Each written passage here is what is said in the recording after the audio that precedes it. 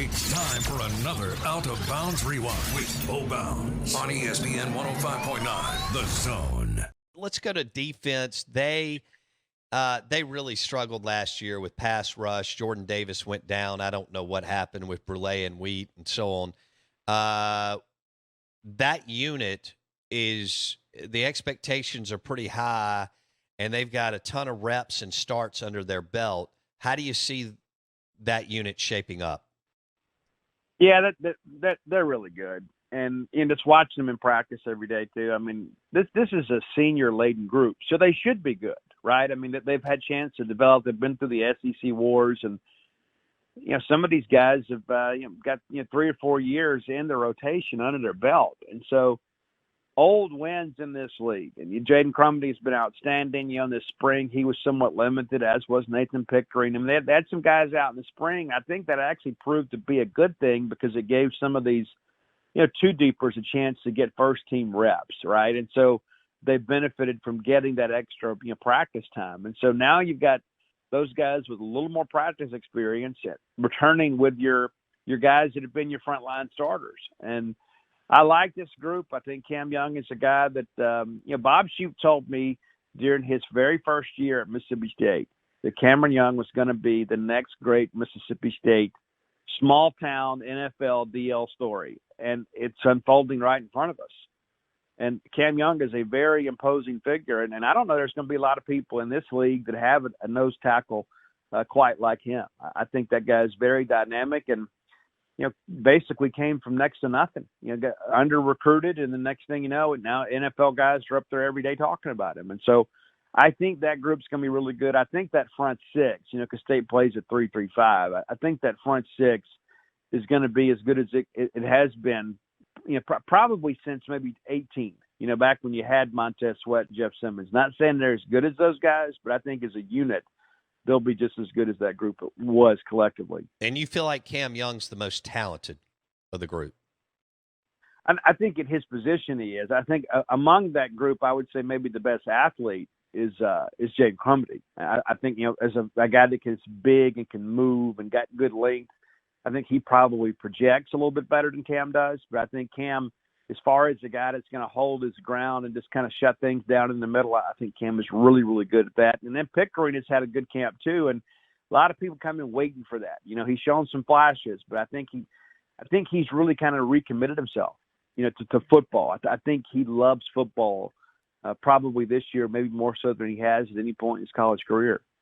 All right, you told me about a transfer that you really like, Matthews.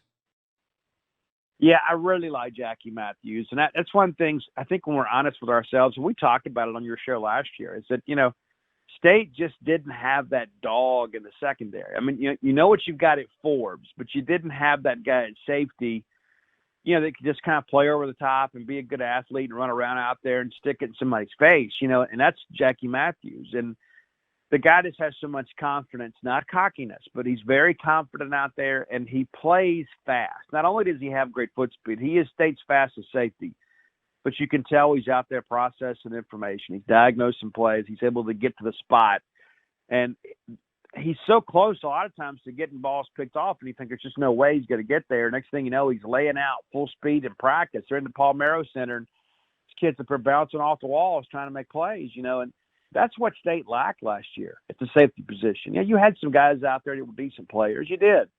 But you didn't have that guy that played with a reckless abandon. You didn't have a Nico Whitley. And not that Nico could make it in today's game. We've become so soft. But I think Jackie Matthews is just one of those guys that is going to come in there and start from day one. And I think that he is a guy that's going to be a difference maker in the secondary. All right. Outside of the starting linebackers, which is Wheat, Watson, and Jet, is that correct? Yep. Okay. Who's the most talented backup behind those three guys? It's Deshaun Page, and he's been out a couple days because he had a family emergency, sadly last week. But he's acclimated and he's back and played yesterday and looked good. I mean, he's a big physical guy. And that, on defense, that's the one concern for me, really, is the depth at linebacker. I mean, you feel great about your frontline guys, but what's behind them? J.P. Purvis finally healthy, and I think also too kind of trusting his health for the first time since that terrible accident that nearly took him and DeMonte Russell out of the game. It really did, and along with a friend of theirs from Tupelo. But J.P. Purvis, there from Pelahatchie, looks good running around out there. He's been somewhat limited the last couple of days, and so you're starting to see that depth chart fill out just a little bit. But I think Deshaun Page is a guy that'll be in the rotation a good bit. Again, I think Jet and Buki are the guys in the middle that are going to be the most productive guys, as they should be. But I think Page probably serves as a really good two-deeper this year. And who's a young guy that's catching people's attention? Well, John Lewis from Germantown. John's had a good camp too. And, last year he was kind of swimming a little bit. You know how it is. I mean, these freshmen come in and they're great athletes. And the truth of the matter is they don't know an awful lot about football when they get out of the high school ranks. And that's not a shot at their coaching staff. It's just the game is so much more technical on the college level. I think John's just kind of figuring it out, and again, they're not expecting him to fly this year, but he's going to be again, solid two-deeper. And, watching him, play behind Tyrus Wheat and those guys, I mean, he's learning from some guys that are going to get it done and some guys that are going to make some money playing football. But, John's a natural athlete. It's kind of watching him out there running around. I think this year he kind of realizes he's going to be expected to play more, and he was kind of banged up some last year. I think that his focus this year is showing a little more maturity, and I think that he's a guy that people should really be excited about. Do you expect Trevion Williams to play, the D lineman that some people think was the best player in the state last year? Yeah, I think so. But here's the thing, and I thought about that as well, too. You never know how things are going to go over the course of the season, right? But I don't want to waste a year on him if he's not going to play a whole lot. But I think once he gets on that field, it's going to be tough to keep him off, even with the depth you have. Because I think this is a 3-year guy. I mean, I think you do too, Bo. I think we all realize this guy's not going to play 4 years in college. I mean, so if you kind of know that going in, you need to get what you can get out of him, But I really like his game. I'm eager to see how he does in these scrimmages, these fall scrimmages that'll be in the stadium over the next couple of weeks. I'm excited to see what he does there because, there's not a lot of reps to go around right now for a younger D lineman when you think about the guys that are out there right now on that 2 deep. But, I do think he's going to play some this year. And, how quickly he can pick it up will probably dictate how much playing time he gets. But that guy's a stud. There's no doubt about it. And they have a scrimmage Saturday? Yeah, Saturday evening, and then we'll be back on the 20th for another one. And the next thing you know, we're getting into mock week, and then it's game week. I mean, what are we, 24 days away now? I think that's right. I mean, we're getting close. Thank goodness. All right, Steve, appreciate it.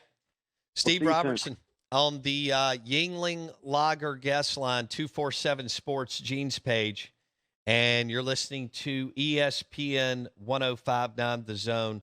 Don't miss one moment of the Out of Bounds Show with Bo Bounds. Weekdays, 7 a.m. till 10 a.m. on ESPN 105.9 The Zone.